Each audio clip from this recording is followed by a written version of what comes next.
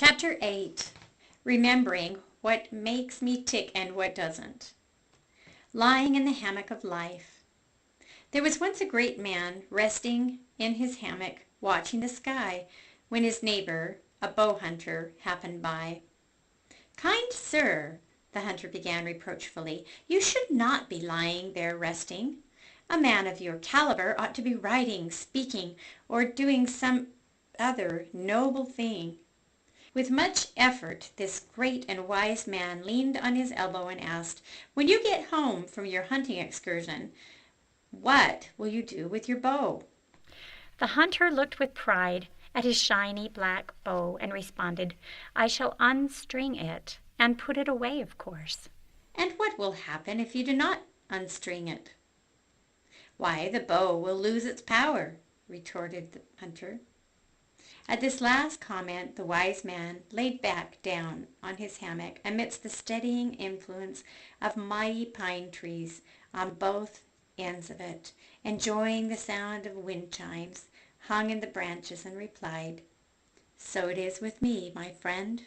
If I am always strung tight with writing or speaking or some other noble thing, then I too shall lose my power."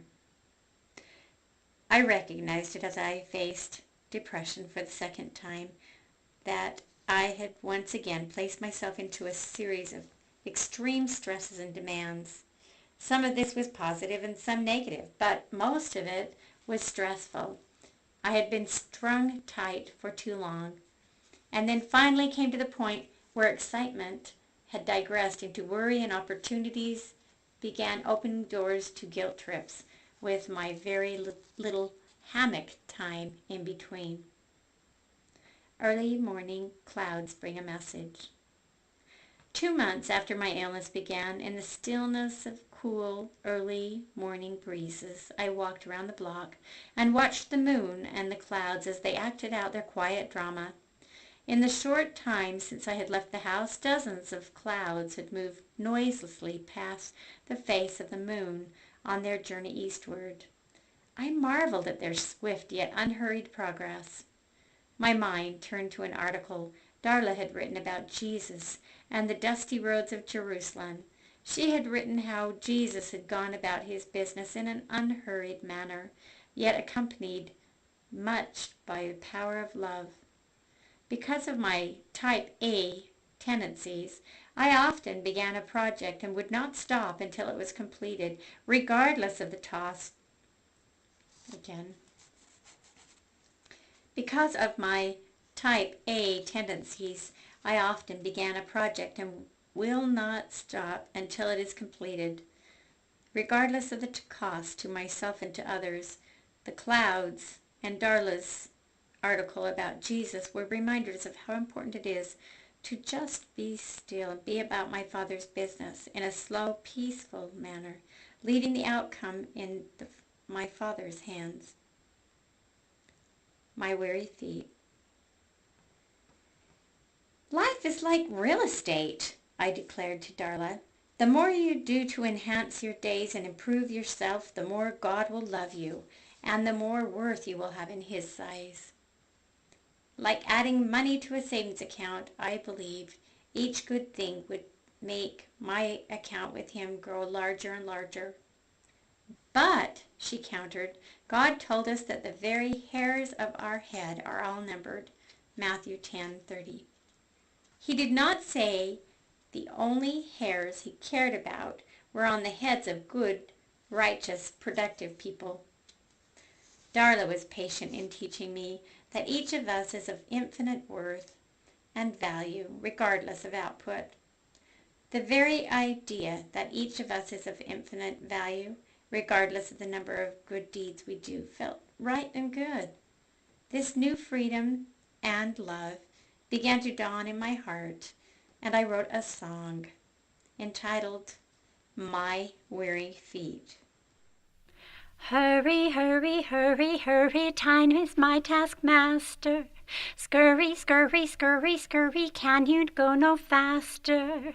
Frazzle, dazzle, frazzle, dazzle, quickly my nerves shatter. Tensing up my muscles, scream, does it really matter? I kneel and ask, is it not velocity that saves my yearning soul? No, my child, the Spirit speaks. Direction is your goal. I never said you had to run to catch up with another. I made you all quite equal, both your sister and your brother. Life is not a super race where the winner's cup is won by the man whose race is swifter as each day gets more done. If it seems you're always running, ever trying to compete, slow down, my child. Let your Savior wash those weary feet, then set them on the path in a peaceful sort of way. Begin again and notice 'tis a bright and sunny day. Bright and sunny day, a bright and sunny day. As one day turned to another and I continued taking steps towards recovery, I had more and more bright and hopeful days. I was able to rebuild my life again with my family. I didn't have a church position for a time. I wasn't involved in the magazine or coping network except through Darla, and I never have taken daycare again. Writing was therapy for me, and also I continued to do cognitive therapy. With the Lord's help, I continued to learn and to accept my bipolar illness and how to live with it, seeking to make the most of what lies ahead.